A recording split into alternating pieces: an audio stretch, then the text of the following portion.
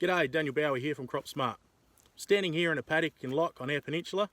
There's been a little bit of rainfall over Easter, probably not as much as farmers would have wanted, but it's enough to get them out on their air seeders.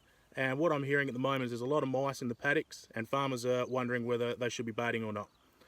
So I just want to show you a couple of tips on locating active mice holes, what these holes can tell us in regards to how many mice we have in the paddock, and also a few things to consider if you choose to bait.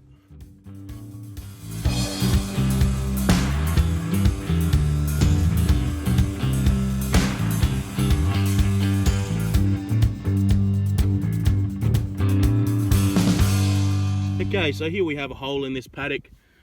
We can see some more across the paddock if we have a look. They're not too hard to find. So the most obvious way to tell if a hole is active is just to look at the disturbance around the hole. Now, as we can see, there's a few tracks, a few foot marks and things like that around the hole. Sometimes you might find some fresh droppings around the hole. There's none here, but that's a good indication that the hole's still active. Now, a way to tell if we're not sure is we spread talcum powder all the way around the hole. We come out first thing in the morning so that rain and moisture doesn't affect the results. And we just look for any little disruptions in the talcum powder that the mice have made coming in and out of the hole, which give us an indication that that hole is still active.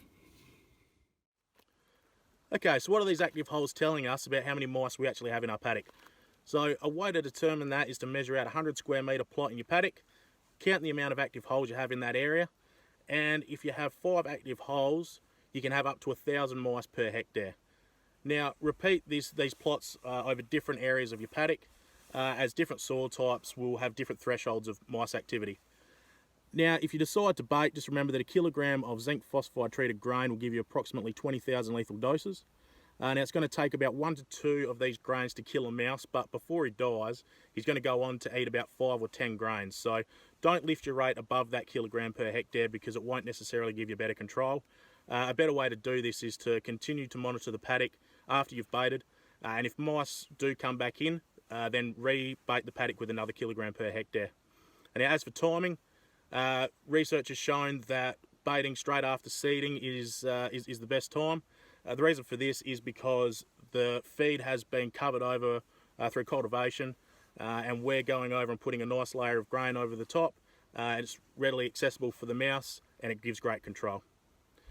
Now, if you have any more questions on mice or availability of mice bait, please give your local Crop Smart store a call.